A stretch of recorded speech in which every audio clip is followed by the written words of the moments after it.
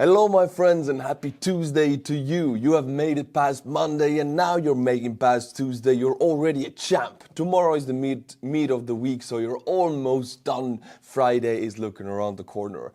My friends, what's going on in the Ukraine? I want to bring you a little bit of appreciation, a video from Ukraine where a soldier or a volunteer, I don't know who he is, but he's giving soldiers who have lost their arms and legs, he's giving them candy and money.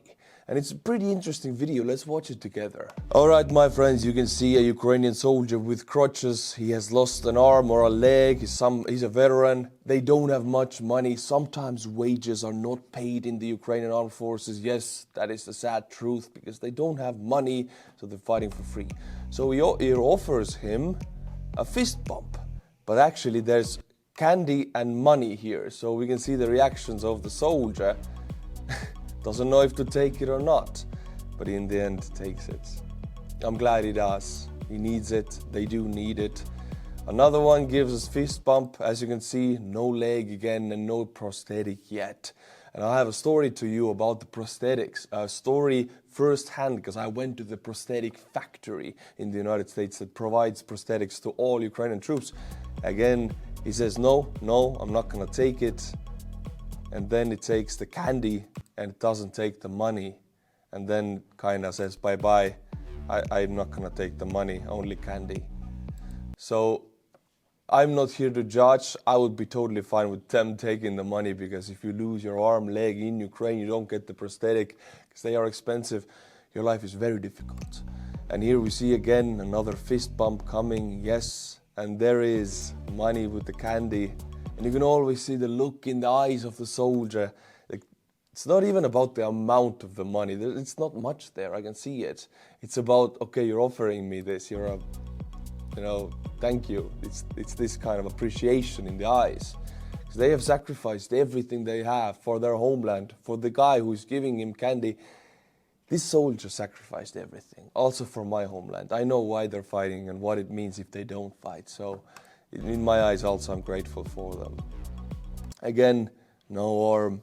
Speaking to a phone, fist bump, and money and candy, takes the candy and doesn't take the money and walks away, just walks away. So different reactions you can see from different soldiers. My friend, in the United States, I went to Prosthetics Foundation, which makes prosthetics to Ukrainian soldiers. They fly them into the United States, they give them prosthetics, they train them and they fly them back. It's an amazing foundation. They do it all on charity money and they're so selfless. I met the leader, I met his entire family, I played accordion for them. So I will show you the clip. Please watch the entire clip because I want them to get the attention because they're doing God's work. So in the Prosthetics Foundation clinic, we're right now in a big room where the prosthetics are actually made and molded into, there's an oven that warms up big plastic sheets that can be molded into whatever shape they need to be for the legs, for the arms. And for example, here is a body powered prosthetics. It works body powered, means you can hold stuff again. Even if you don't have an arm, you can hold stuff. You can change the shape of it if you want to, so it gives a new possibility, new life to a person who's lost an arm. And to prove it, Yaroslav actually is giving me a notebook and it works, so it's very beautiful. And Jim here is actually making the prosthetics. We can see how the magic is happening, giving Ukrainian soldiers new possibilities to live. So Jim, thank you for everything you're doing. Good. So we're right now in Prosthetics Foundation Clinic, and here you can see they make all kinds of bionic prosthetics as well as mechanical prosthetics, electronic prosthetics, training people to actually walk again with new legs, new arms. And now I'm going to have a first handshake with Roman here, and he's a TikTok star, so let's see. Nice to meet you, nice to meet you. Okay. Ow! Let him go. So this here is Alyona. We're at the Prosthetics Foundation. As you can see, she can walk with a prosthetic leg. It's a bionic leg actually. You do have to charge it, but it gives her a new possibility to actually move around. All right, my friends, but now we go back to Ukraine. This is over the Dnipro, and it's Madyar, the drone god. Madyar's birds are up in the sky, but this time it's not Madyar's birds. It's 2 Russian drones, and what Madyar and his team did is accommodate the signal for one of the drones and used it to hunt out the other drone. It's just like, what? Let's watch it. See, this here is a Russian drone they're seeing. And the one they're flying is also a Russian drone. They took over the link and trying to hit it and narrowly misses the first time. So it goes back, you can see it in there, fixed wing. Tries to hit it for the second time, there's a bit of aiming. Let's see if he's able to do it. Boom, done, yes. I mean, the fact that we're able to hit it, quite good aiming, very good operator, but the fact that they were able to accommodate the signal from the Russians and take down another drone with it, plus, good job, молодец. Also, my friends, keep an eye on my channel, because the very same Magyar is here speaking here, and the drone king of Ukraine, I might deliver him some drones. So if you want to be a part of that, keep an eye on my channel and keep your donations money. I will give you many opportunities to spend it in the most direct and efficient way possible, because this is everything to me. Efficiency and straight to the troops. This is what I do, so stay patient. My friends, this beast right here is a Russian prototype. It's not Ukrainian, it's not Western, this is Russian. And supposedly, according to the Russians, it carries up to 300 kilograms of weight. You can see it lifting heavy blocks like that, and it can fly up to 500 kilometers. I mean, 500 kilometers, very impressive, and the weightlifting part, very impressive. But you know, I have an issue with this drone. The thing is, if you want range with drones, you will go fixed wing. Fixed wing equals range, that's how it is, it's robust truth. If you want lift capability, you can go fixed wing or rotors, multiple rotor wing, rotor drone, then you can lift heavy capabilities, heavy loads, but usually you use range. Now if this drone is rotors, as we can see, then why would it need to fly 500 kilometers? You're not going to even chase this kind of range with a rotor drone. There's no point in any world. So it's a weird drone, like confusingly designed for the wrong purpose. If you want to lift up something really heavy, it's a perfect drone. If you want to fly far, then this is not the drone for you. So I don't know why Russians did it. Also, I've seen the British and the French drones that lift up soldiers for evacuation. They're also in Ukraine. They're a lot smaller. They can carry up to 200 kilograms, so only 100 less, and they're a lot smaller. So I don't really see the point of this drone other than it looks really cool, looks amazing, futuristic and awesome, and they're able to do it. Props for them. But if you really need to lift that kind of weight, you can already use a chopper, because if you need to lift, and I know your comments, oh, what if you need to evacuate humans? Yes, my friends, these drones have been invented, and they're a lot smaller. This is a behemoth. I don't see any use for it, because it makes the same sound as a chopper. It has a radar cross-section, so it will just be shot down. Probably won't be very fast also, because it's so big. So don't see this being used near the battlefield without it being lost immediately. Correct me in the comments if I'm wrong here. My friends, but the next drone video also comes from the Russians, unfortunately, but this one is a different story. Now with this, I don't doubt its effectiveness. It's very effective, because this one has attached to it Alpha Marine 7000 metal detector. Now the Alpha Marine 7000 works, maximum distance is 0.6 meters, which is what, 2 feet, I think? I don't know how many feet it is, or yards, or whatever. Meaning it's like this close to the ground, so the drone has to fly very low. But the whole point is not to fly high or low, the whole point is to save manpower.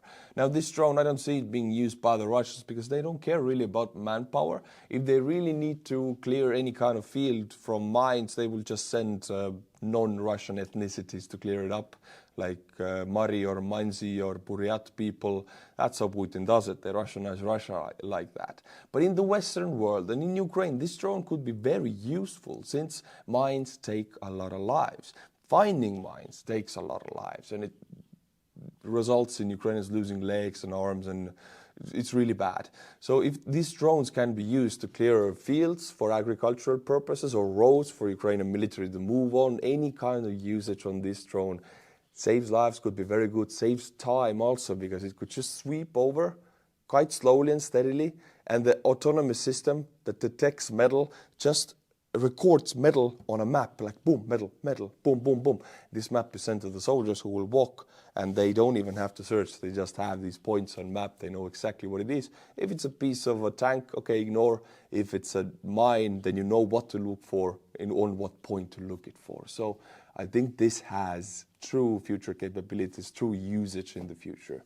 My friends, the Battle of Avdiivka is over. Ukrainians pulled out, they executed a fighting retreat, and they did it mostly successfully. Some units were surrounded, but they fought themselves free, actually, at the last moment, which was really awesome to see. But unfortunately, also some troops were in Russian captivity. Now, and of course, Russians also shot some of the Ukrainian POWs, which is a war crime in the purest sense, and Putin will pay for it when we send him to Hague. Stay tuned for that on my channel. But now, my friends, I'll read you the summary of the Avdiivka battle, because it is one big battle. It's not like different ones. It's one big battle. The whole battle of Avdiivka took over 10 years because it started in 2014. But the recent hotter phase of the Russian attack started in October 3rd, when Russians started sending convoys every 2 or 3 days to Avdiivka, and they were being destroyed for almost half a year by Ukrainians. Now, Russian forces have lost 666 units armored vehicles. These are visually confirmed, drone footage confirmed armored losses. Only for Avdiivka, which is about 5 square kilometers, they captured with it. Destroyed 446 units, abandoned 183 units, captured 0. See, we don't see many Russian units being captured anymore because most units that were captured happened in Izium when Russians left and the Ukrainians attacked and took 400 units of Russian equipment. But most of the abandoned 183 units, they're in no man's land or in the gray area. You cannot go there by foot. It's not possible. It's mined, it's surveyed by drones, it has artillery positions from both sides. You cannot capture these units. And damaged 27 units. Now, these abandoned and damaged are also losses because they don't go back to the battlefield. So, taken out of battle, 666. Now, Ukrainian armored units, 57 confirmed drone footage losses. Destroyed 37 units, abandoned 11 units, and unfortunately in the abandoned units we do see also Western Leopard tanks, 2 of them if I'm not mistaken here. And captured 3 units and damaged 6 units. My friends, yesterday Ukrainians shot down yet another 2 Russian planes, Su-34 and Su-35. Now Su-35 is the main multi-purpose Russian fighter jet, the biggest, the baddest, because, and I've said it many times, Su-57 does not exist outside of prototype phase, and the T-14 Armata does not exist outside of prototype phase. Su-35, the newest, the baddest, this is what they have. And Ukrainians shot 2 of them down, and it's not only about yesterday, because they shot down 6 Russian fighters and bombers, combined fighter bombers, in the last 7 days, in the span of a week. Because Russians have started a massive push. It's all connected. Now, Russians know that the United States aid is stopping for almost half a year, and they see now it's the time to attack. They're really pushing from southeast everywhere, actually. Really pushing. Robotine, Avdiivka, Kupiansk, and they're actually using something they haven't used almost from the first 5-6 months of war. After that, they cut it out because they're losing the planes, the air force. Russians don't have their superiority there is contested in a way that Ukrainians cannot fly, but if Russians fly, Ukrainians can shoot them down. And this is what's happening. Now, these losses, again, most of these losses out of 6 planes, most of them happen in southern Ukraine in the Azov Sea area. Now, as you can see, Azov Sea is Russian forces' internal sea, meaning it's occupied southern Ukraine and then it's Russia. And these planes, most of them planes are shot down over the Azov Sea, which should not be in any way under Ukrainian air defense capabilities, but it is. People don't know how this is happening, but the most common idea of how Ukraine is doing it is the Patriot systems. Now, most of them are around Kiev, protecting the capital, of course, but they use them as hit-and-run air defense systems. They pull them close to the front, like that, to Dnipro or Zaporizhia, shoot down missiles, shoot down planes and immediately exfil back to Kiev, because they cannot lose any of these Patriots. It would be very, very, very bad. But the thing is, most of the days, all of the days, they don't do that. Russians get the sense that they can just fault security, you know, fly around, nothing happens. Suddenly, 3 planes out of the sky. And the Russians, you know what they do? Here it gets the best. This is the second time this happens, 3 planes out of the sky. First time it happened, or even 2 last times, this happened the same way. Both times, Russian Minister of Defense claimed it was Russia's own blue on blue. Russia's own S-300 or S-400 shot them down. Because for them, I've said it many times, it's better to blame your own air defense than to give Ukraine the capability of shooting down Russian planes. But if this is the case, now here it becomes interesting, then they cannot change anything. Because if they admit that Ukrainians did it, they will have to change the flight patterns of the planes and adapt to the situation. But if it was blue on blue, they don't do anything. Nothing is done because it wasn't the enemy. I hope it just doesn't happen again. Let's fly the same way. And they continue flying the same way, bombarding Ukrainian positions in the south with Su-35, Su-34, and boom, 3 planes out of the sky again with 1 day. So Ukraine is giving them a false sense of security, then shooting them, pulling back, and the Russians don't want to admit it was Ukraine. Therefore, nothing changes. It's a very weird situation, and these planes are extremely expensive. So I hope it continues.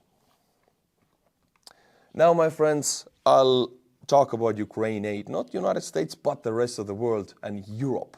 Because I know, I've been in the United States now 2 weeks already, talked to politicians from conservative side and from liberal side, and not a single one of them has ever opposed to me in my face that they don't want to support Ukraine. All of them have promised to me personally in video also that they will do everything they can to push through the Ukrainian aid. But it doesn't matter. In my eyes, United States and its citizens have done so much for Ukraine, so much that if you're from the United States, all you have to hear is this: thank you, we will pick up the slack. That's it. That's nothing else I'm going to say. A lot of people call it United States traitor or blame the US, and I think these people are very wrong. United States, and if you're a citizen of the US, thank you for what you've done. Thank you for your service and your aid. We will pick up the slack. And I will bring you information that Europe is truly picking up the slack. Because in my eyes, Europe is sleeping. We cannot rely on the United States. We don't have to be carried by the United States. We have to protect our own borders. This is what I think as an Estonian citizen. I will start with European Union setting aside, and this is a big movement of things because it's really difficult in the Western democratic free world to allocate Russian confiscated assets, 300 billion altogether, or 260 billion, I'm sorry, to Ukraine. It's very difficult to do that by law. What is more easier to do is what Europe is doing right now, and I'll tell it to you. I love it. So out of 260 billion of the Russian foreign assets, about 191 is held in Europe. So the most is held in Europe, mainly in Euroclear, a Belgium-based financial service company. Now 191 billion euros in assets, that earns a hefty interest every month and every year. That earns like hundreds of millions in only interests, in only profits. Now what Europe is doing, or at least did already, is generate a process to send not the funds itself, but the profits of these funds to Ukraine to buy weapons and humanitarian aid. Now, in this way, you cannot send the assets because you are a representative of free Europe and it's really difficult to breach your own law in sending foreign assets to Ukraine. But what you can do is send the profits, and in this way, Russian assets earn profits for Ukraine. It's a very good idea. And I'm glad Europe is doing it, and they suddenly start doing these things where in United States aid stops coming. So this United States internal strife, nothing to blame the US here. If you want anybody to blame, don't blame anything. It's not a blame game. It's what can I do game. If you're a European Union citizen, any country citizen, ask yourself, what can you do? What can your country's leaders do? Blaming is only good for Putin. I'll say that again.